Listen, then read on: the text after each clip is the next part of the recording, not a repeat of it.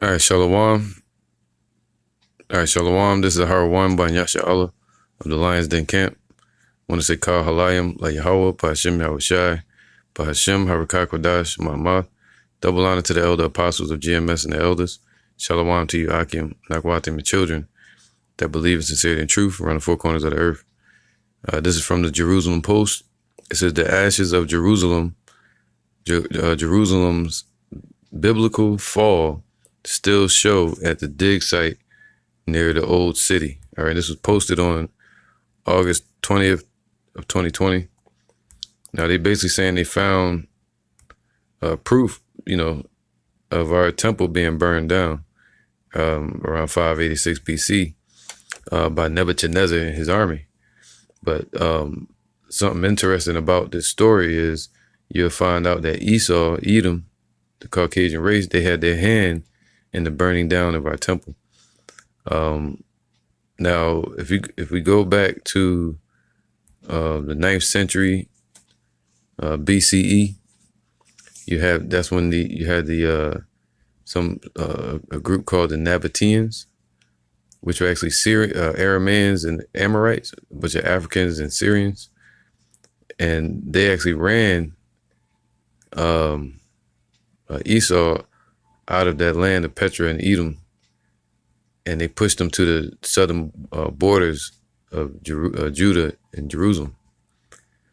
Now, and that's what kicked off Esau being scavenging around the earth. All right. And then around the 8th century, you have King Jehoshaphat of Judah. Esau became dependent on the nation of Judah specifically because they was in the south. They were at their borders. And, and they were kicked out of their land by the Nabateans.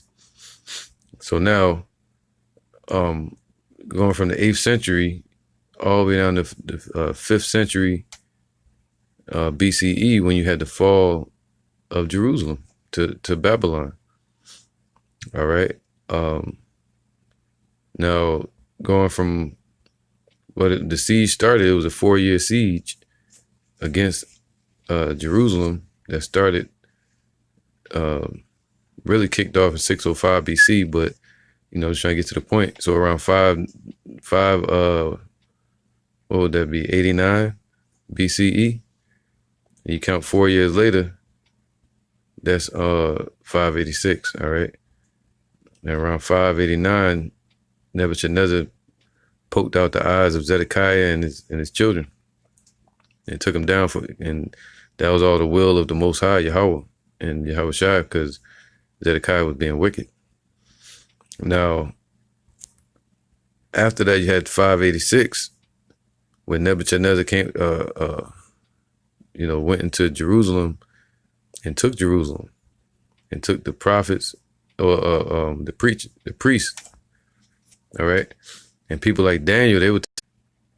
All right. It says, the ashes of Jerusalem's biblical fall still show at the dig near Old City. And this was posted around August 20th, 2020, this year. Now, here go the dig site. You can't really see it, but let me see if I can click on the picture. No, I can't. All right. But you have here, it says, the researchers have been able to pin down the moment of the destruction to 586 BCE, before the Common Era, before, the Roman Empire and all that. When the Babylonians conquered Jerusalem and devastated its temple. All right. And Esau had a hand in that. They said, raise it, raise it. They got chased out of their land and they wanted a piece of ours, but even during the time of Cyrus, they had to give some of that land up. Most High wouldn't let them have it. So now check this out. It says, what would happen if archaeologists could excavate tiers looking at burned stones, beams, and clearly visible to the ruins of a building recently exposed at the excavation known as the Givati parking lot? While touring the site, I could not help asking myself the question, those blackened remains have been there for more than 2,600 years. The researchers have been able to pin down the moment of their destruction to 586 BC. See, it's crazy, right? Right on cue. When the Babylonians conquered Jerusalem and devastated its temple, which stood just a few minutes away from the prominent two-story building. So, and it's wild because it's Esau who probably wrote this article, and the fake Jews in our land, they're the ones that burned down our temple by the orders of Nebuchadnezzar the Babylonian, he was an Assyrian. All right. It says, how many tears were shed? How many cries could be heard during that blaze, which likely added torridness to the already proverbial hot Jerusalem summer days. The structure offering such a vivid testimony of one of the greatest catastrophes ever befallen on the Jewish people, which also marked the beginning of their exile, is located just outside the walls of the old city of Jerusalem on the western slope of the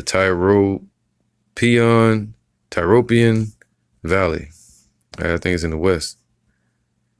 All right, so that land they have now over in Jerusalem, the temple, that where the fake Jews are, that's really called the what is that shit called, man? The Tower of Antonia that Herod built. All right, and they use that today and call that the temple.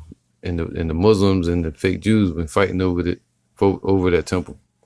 But our temple area was burned down to the foundations in 70 AD, and it hasn't been rebuilt. And 586, they burned it down, but it was rebuilt. 516, and it was rededicated. It was taken from us, then it got rededicated through the Maccabean Empire. All right, around the rededication of the temple, around 164 BC. All right, we have Hanukkah now, and you have that's when it started the Hasmonean dynasty. All right, was the Maccabean dynasty, Maccabean Empire, which led up to after Judas Maccabees, which led up to the Hasmonean dynasty, was really kicked off in 125 BC. All right, and it ended around 116, 115 BC, the Hasmonean dynasty. And that's when you start getting into Esau taking over again, and Antipater the Idumean, the Edomite, and the Herodian dynasty, and all of them. All right, so now you start getting into the triumvirate and the Roman Empire. All right, so those are all Edomites. All right, and they had a heavy hand in our downfall. But this is all spoken about in prophecy, even to the point of the 9th century where they got ran out of their land by the Nabateans. All right. And I'm going to get that scripture real quick. So let me get that real fast. All right. This is Obadiah 1:6. How are the things of Esau searched out? How are his hidden things sought up, man? And these are some of his hidden things. And the one that wrote the post is probably Edomite as well. And they sitting there telling us about, like, oh man, look what happened to y'all, but they the ones that did it.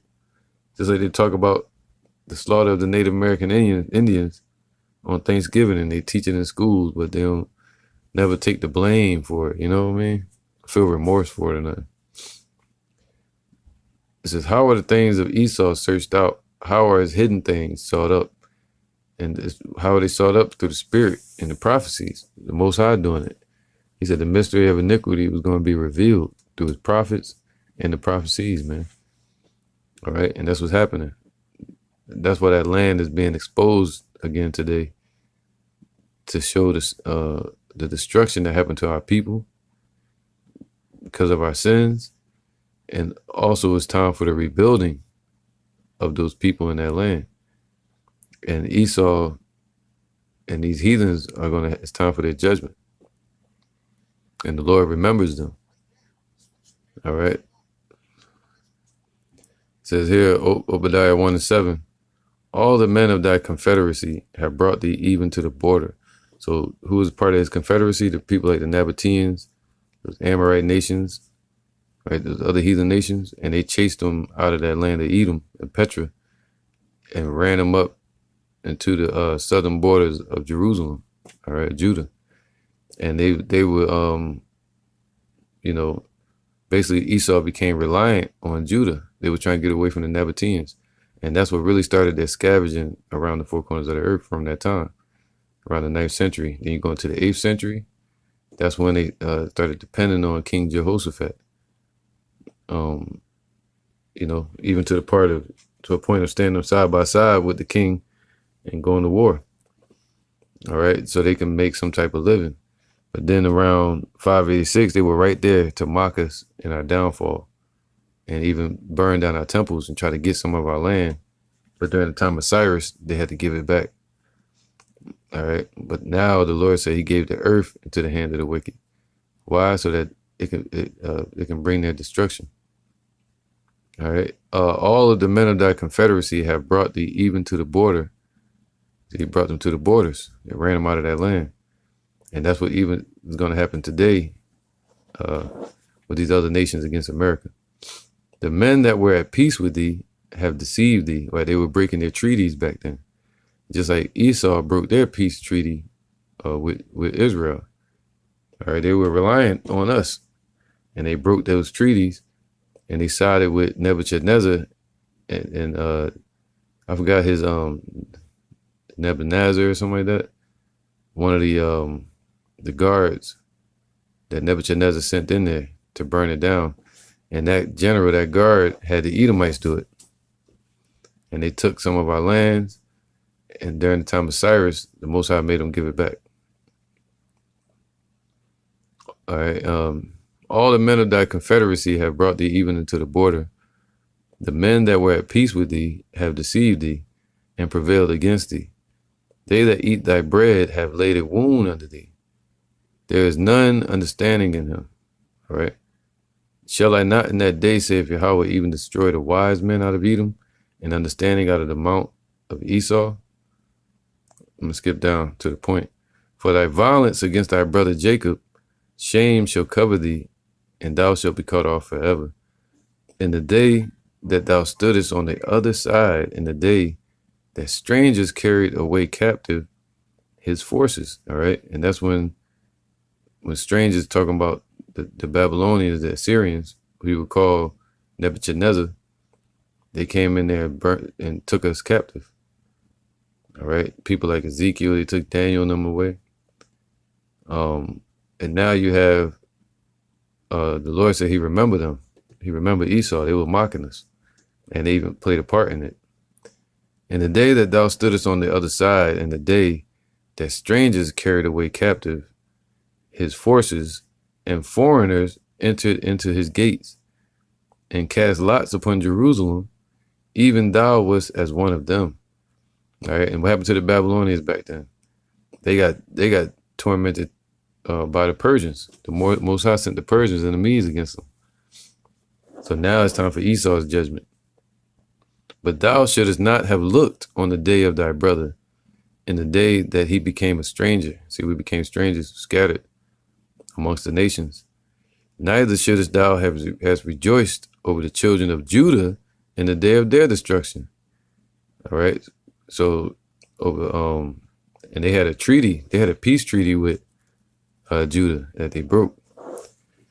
It says, neither shouldest thou have spoken proudly in the day of distress. Thou shouldest not have entered into the gate of my people in the day of their calamity. Yea, thou shouldest not have looked on their affliction in the day of their calamity, nor have laid hands on their substance in the day of their calamity. Neither shouldest thou have stood in the crossway. That's what they were doing, man. To cut off those of his that did escape. Neither shouldest thou have delivered up those of his that did remain in distress. For the day of Yahweh is near upon all the heathens. As thou hast done, it shall be done unto thee. Thy reward shall return upon thy own head. So, all right. So it says this, for as ye have drunk upon my holy mountain, so shall all the heathen drink continually.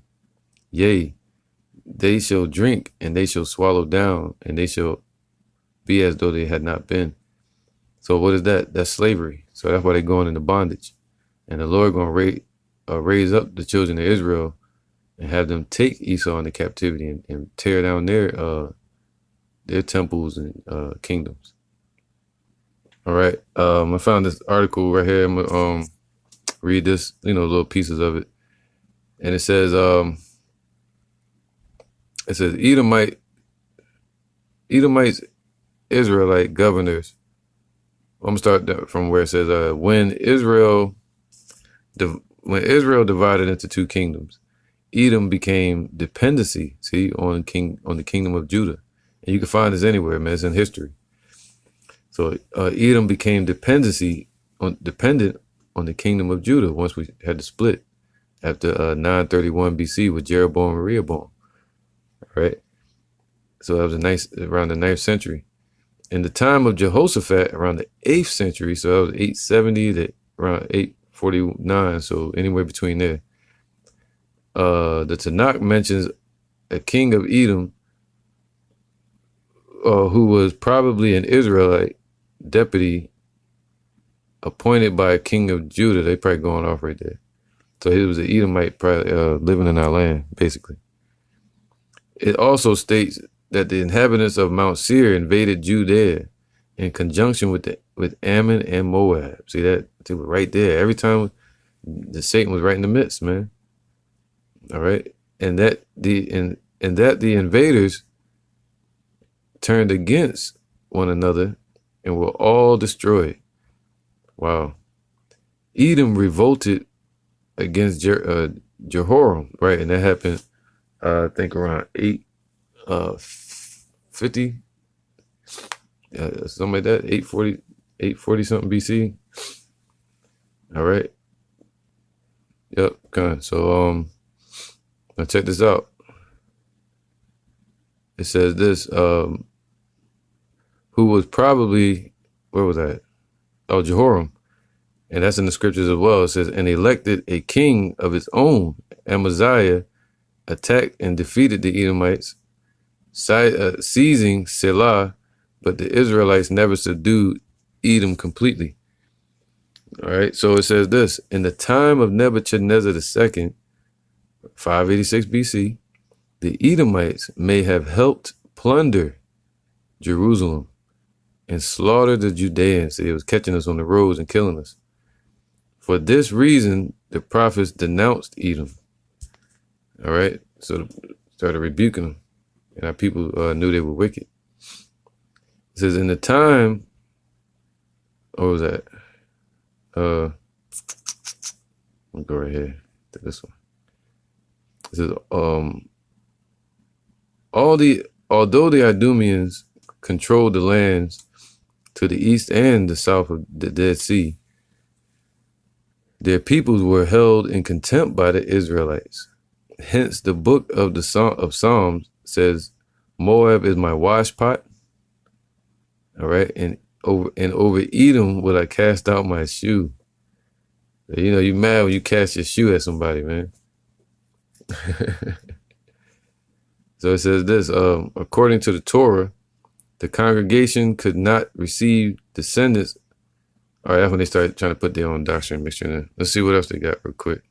All right, Psalms 137:7. Remember, O Yahweh, the children of Edom in the day of Jerusalem, who said, raise it, even to the foundations thereof. Now to say raise it means to what? Tear it down. All right. O daughter of Babylon, who art to be destroyed, happy shall he be that rewardeth thee as thou hast served us. Happy shall he be that taketh and dasheth thy little ones against the stones. And that's coming. All right. And the Lord remembering Edom. This is 1 Ezra 4:44. It says, and to send away all the vessels that were taken away out of Jerusalem, which Cyrus set apart when he vowed to destroy Babylon and to send them again thither. Right. So a lot of the artifacts and the vessels were sent back to Jerusalem during the time of Cyrus. And Ezra's was speaking to I think it was Artaxerxes, trying to get him to adhere to his father's or his forefathers' plan, which is Cyrus the Great, and continue to build the walls of Jerusalem. All right. So now it says this: when he vowed to destroy Babylon and to send them again thither, thou also hast vowed to build up the temple, which the Edomites burned. All right, so they burned it when Judea was made desolate by the Chaldees, man. All right, I'm bringing this out just for edification. So you'll know when the order was given out for the temple to be rebuilt by Cyrus, it wasn't of his own will. It was by the will of our Father in heaven, Yahweh Bashim Yahushua. All right. First Ezra 2 and 1. In the first year of Cyrus, the king of the Persians, at 538 BC, that the word of Yahushua, Yahweh Bashim Yahushua, might be accomplished, that he had promised by the mouth of Jeremiah, right? Jeremiah, 70-year prophecy. All right. It was 70 years since the temple fell to 538. All right. Especially to take you to 535, if I'm not mistaken, to when the foundation was laid. Verse 2, the Lord raised up the spirit of Cyrus the king of the Persians, and he made a proclamation through all his kingdom and also by writing, saying, thus saith Cyrus the king of the Persians, the Lord of Israel, all right, Yahweh, the Most High, Lord, have made me king of the whole world and commanded me to build him an house at Jerusalem and Jewry. All right. So, and if therefore be any of you that are of his people, let the Lord, even his Lord, be with him, and let him go up to Jerusalem, that is Judea, and build the house of Yahweh Bashim Yahushua of Israel, the power of Israel, for he is the Lord, he is Yahweh that dwelleth in Jerusalem. So that's why Cyrus put out the proclamation for us to come back to Jerusalem and build a temple, and he took all the lands from Edom. That was all the will of the Most High.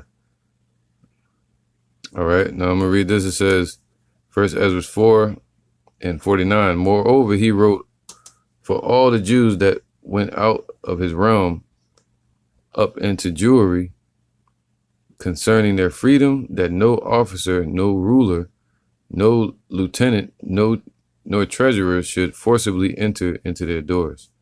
50, and that all the country which they hold should be free without tribute, meaning they had to pay no taxes.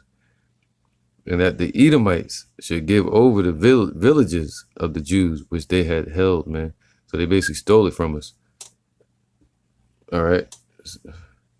And it says, yea, and that there should be yearly given 20 talents to the building of the temple until the time that it were built. So he made the Edomites pay double of what they basically took from us. All right. So, hey, man, they played a part in the burning down of the temple. And they don't want to talk about that, the Edomites. They don't mention that when they talk about their excavations. But this is our prophecy that came upon us. This is Genesis 27 and 38. And this goes all the way back during the time of Isaac. It says, and Esau said unto his father, hast thou but one blessing, my father? Bless me, even me also, O my father.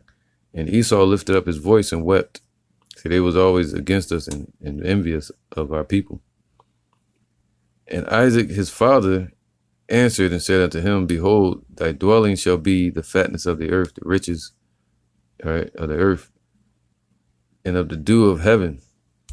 And by thy sword thou shalt live, and shalt serve thy brother.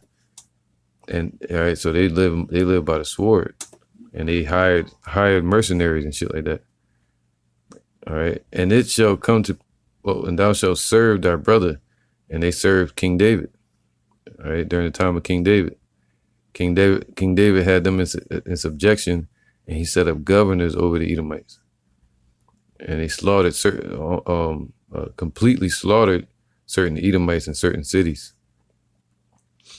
All right, and it shall come to pass when thou shalt have the dominion that thou shalt break his yoke from off thy neck. And they broke the yoke from off their neck around the 8th century BCE, around 842, where it says they revolted. Matter of fact, I'm gonna get that real fast. All right, this is matter of fact, I'm gonna go up here real fast. Any points on? Here you go. 2 Kings 8:16. And in the 5th year of Joram, the son of Ahab, king of Israel, Jehoshaphat being then king of Judah, Jehoram, the son of Jehoshaphat, king of Judah, the so-called Negroes, began to reign. So that was around like 850 something. But the revolt of Esau happened a little later, around 842. All right. So I think Jehoram started ruling around 845 or so. All right. 32 years old was he when he began to reign. And he reigned 8 years in Jerusalem. Right? You can do the calculation. And he walked in the ways of the kings of Israel. So he was wicked. And he was worshiping the idols of Baal. All right, the devil. As did the house of Ahab. All right, they followed after the Syrians and Jezebel. For the daughter of Ahab was his wife, and he did evil in the sight of Yahweh. Oh, so he had Jezebel's daughter. Sheesh. Yet Yahweh would not destroy Judah for David, his servant's sake, as he promised him to give him always a light and to his children. Now, so the Lord kept Judah, right? But that's when Esau revolted from under the hand of Judah, as the prophecy read. In Genesis, I think I was reading. Now it says, in his days, so in the days of Jehoram, king of Judah, in his days, that was around the 8th century, all right, 842 BCE. In his days, Edom revolted from under the hand of Judah and made a king over themselves. So Jehoram went over to Zaire and all the chariots with him, and he rose by night and smote the Edomites, which compassed him about, and the captains of the chariots, and the people fled into their tents. Yet Edom revolted from under the hand of Judah until this day. Then Libnah revolted at the same time. So they were all starting to come against us, all right? Rebelling against our people. After we helped them out in the 9th century, when they got chased out of their land by the Nabateans. All right, so it said what? Genesis 27:40. And by thy sword thou shalt live, and shalt serve thy brother, and it shall come to pass. So they were living by the sword, and they were even to this day, you know, and they represent the sword that the Lord is using against us as well, for being people for being wicked. All right, it's chastises against our people. Now, but at that time specifically, they were like hired mercenaries and assassins in the armies, you know, armies for hire, especially during the time of Jehoshaphat. All right, so they served us, and King David set up governors over them and made them pay tribute.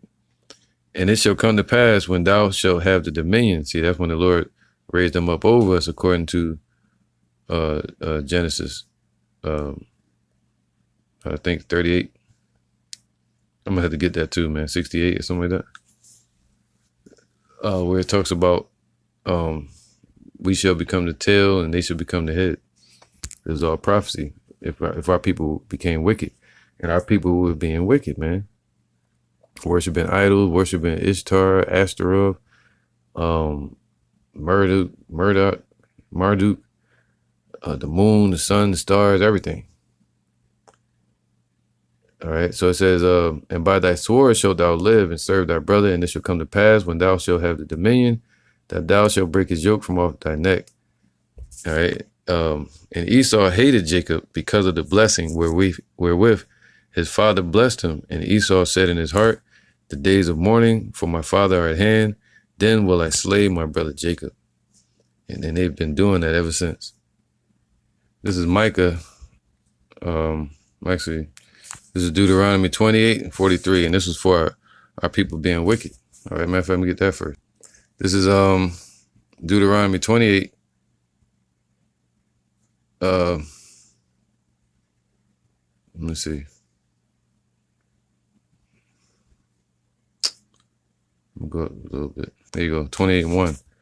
And it shall come to pass, if thou shalt hearken diligently unto the voice of Yahweh, thy power, to observe and to do all his commandments, which I command thee this day, that Yahweh thy power will set thee over high above all nations of the earth. And that we're in that time when that's going to happen. All right. Now it says what? And all these blessings shall come upon thee and overtake thee. And that's what's happening, man, right now. If thou shalt hearken unto the voice of Yahweh. All right, let's skip down. Deuteronomy 28 and 15.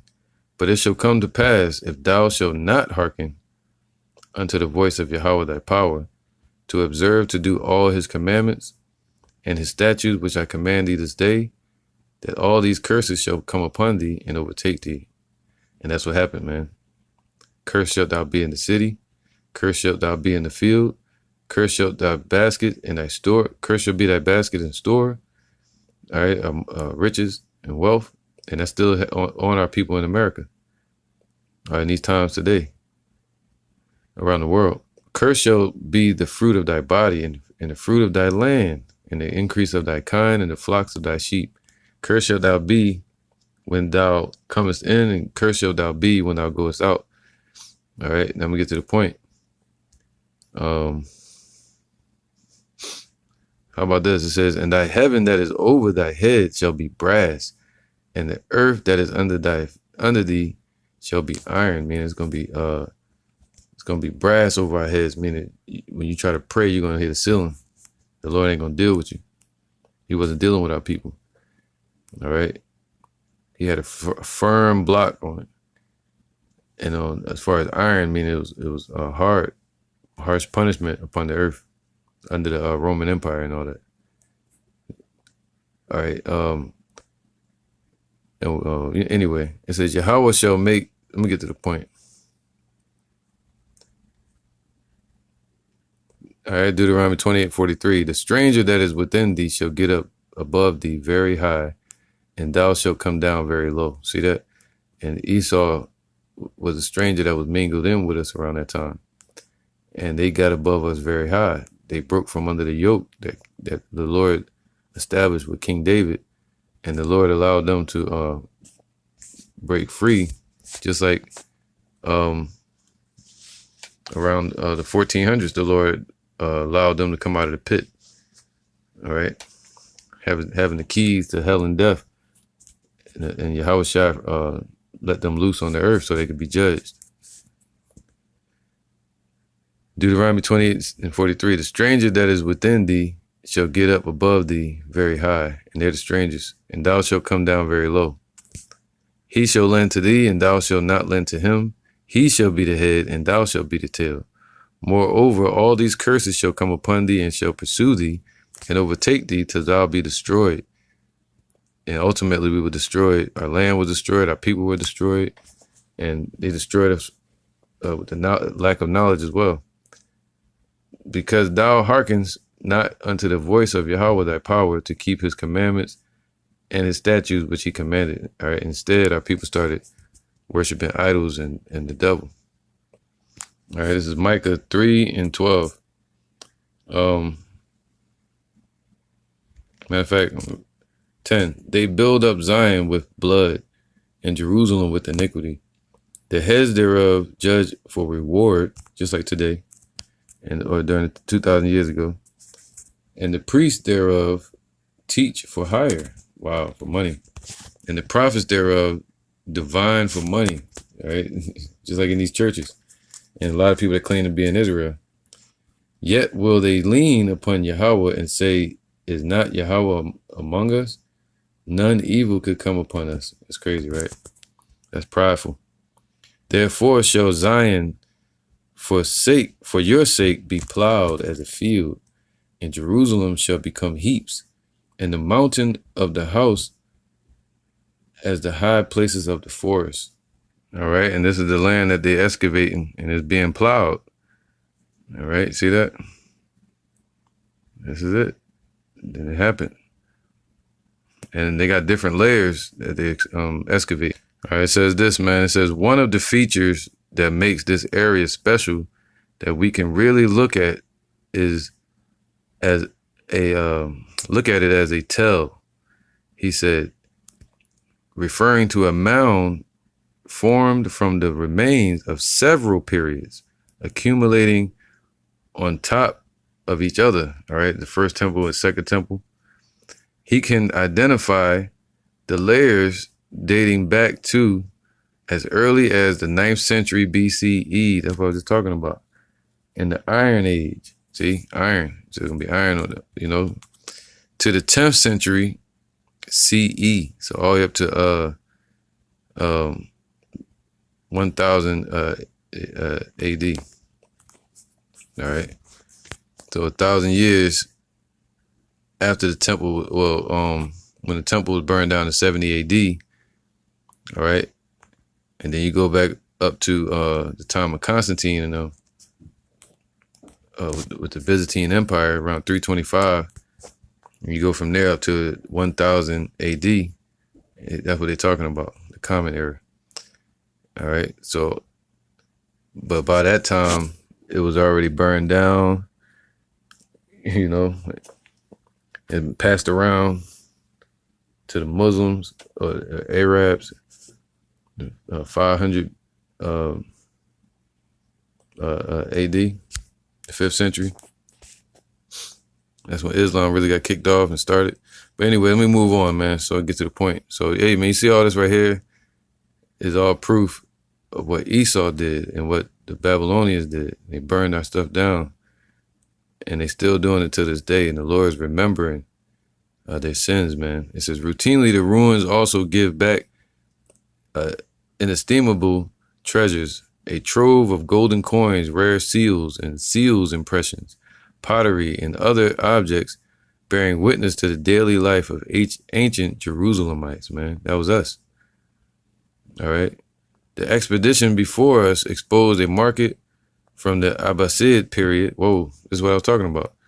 Below it, they found a Byzantine mansion, and under it, a late Roman villa. Wow, that's deep, man. So, matter of fact, I'm gonna read a little bit more. That's everything I was just saying. Almost complete with a courtyard and several rooms, Gadat said. That's probably one of the Edomites.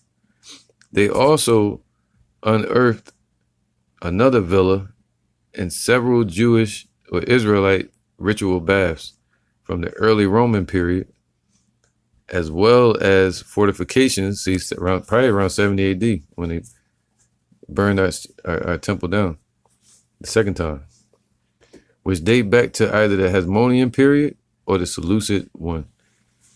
So they got villas going all the way back to when the Seleucids came in and messed with our temple and desecrated the temple, 168 BC, through Antiochus Epiphanes, and also the Hasmonean period, where our people were ruling and became the independent city of Israel, state of Israel. All right, so now, yeah, you see, once Esau revolted, from under the hand of Judah and broke their treaties that they had, man. They had a treaty with Israel. All right. And they broke their treaties just like they always do. Now, during the time of King David, he set up garrisons all over Edom. But they revolted against us and came against us, man. All right. Now, the Lord remembers them, and this is their lot. I'm going to read this. Jeremiah 49:7. Concerning Edom, thus saith Yahweh of hosts of armies, is wisdom no more in Teman? And Teman represents their wise men, their banking elites. Is counsel perished from the prudent? Is their wisdom vanished? Flee ye, turn back, dwell deep, O inhabitants of Dedan, for I will bring the calamity of Esau upon him, the time that I will visit him. If grape gatherers come to thee, would they not leave some gleaning grapes? If thieves by night, they will destroy till they have enough. And that's Esau. He's a thief. And, they ain't leave nothing. All right? They ain't leave nothing behind. They even try to cover the evidence and hide the truth. 10, it says, but that's why the scriptures say the devil goeth about seeking whom he may devour, man. All right? Devour. But I have made Esau bare, and I have uncovered his secret places. Just like America's being uncovered, or the secret of America, the shame. And the shame of Esau is being uncovered. All right, just like the excavation that they found of the temple being burnt. But I have made Esau bare, and I have uncovered his secret places, and he shall not be able to hide himself. His seed is spoiled, and his brethren and his neighbors, and he is not. And that's his lot, man. Leave thy fatherless children. I will preserve them alive, and let thy widows trust in me. So, and even in that day, a lot of them are going to perish, but their children are going to go into slavery, all right? And a lot of those elite bankers are going to go straight into slavery. And it said their widows should not weep for them. And they're going to be bed wenches. 12. For thus saith Yahweh, behold, they whose judgment was not to drink of the cup have assuredly drunk of the cup, right? The slavery. Israelites. Israelites went into slavery. It wasn't for us. It was for these heathens. It was set up for Esau. But we've drunk of that cup. And art thou he that shall altogether go unpunished?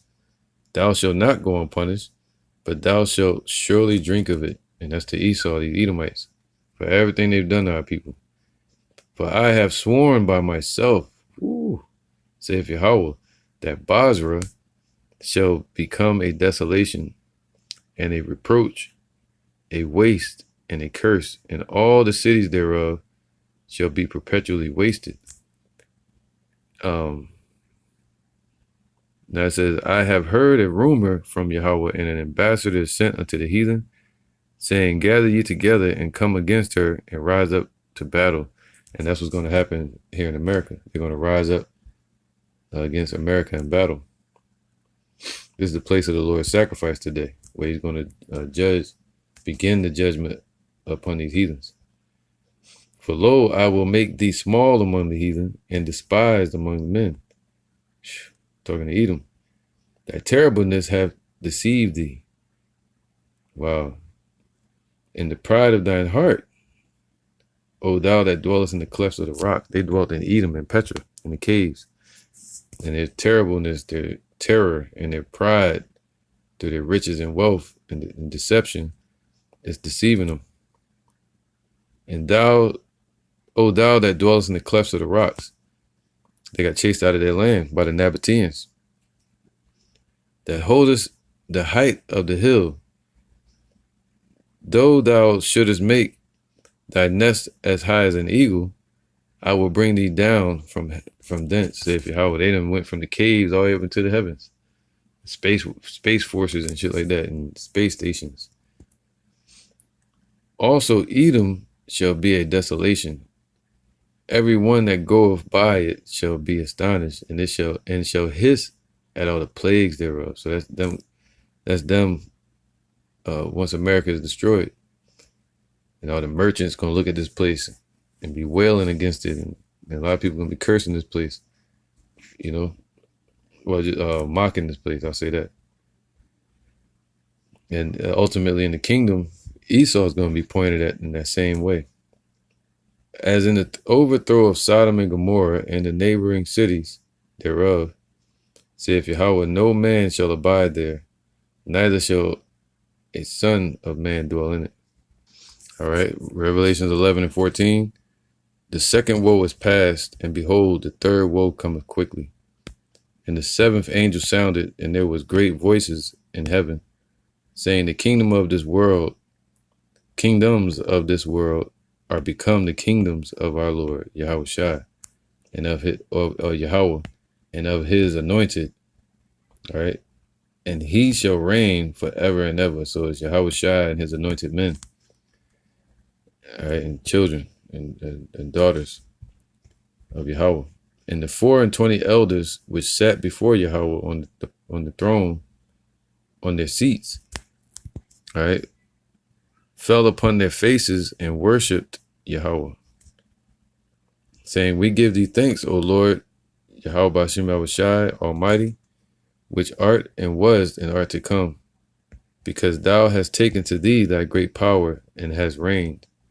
And the nations were angry, and thy wrath is come, and the time of the dead, that they should be judged, and these heathens, it's time for their judgment, and that thou shouldest give reward unto thy servants, the prophets, all right, the living ones, the elect, and to the saints, and to them that fear thy name. So the Lord gonna judge 2/3 and the rest of these heathens, which represent the dead, small and great, and shouldest destroy them that destroyeth the earth. All right. And this is part of their destruction. All right. Esau, the weapon of mass destruction, man. The researchers have been able to pin down the moment of the destruction of 586 BC when the Babylonians and the Edomites conquered Jerusalem and devastated its temple. All right, with them, say Shalom.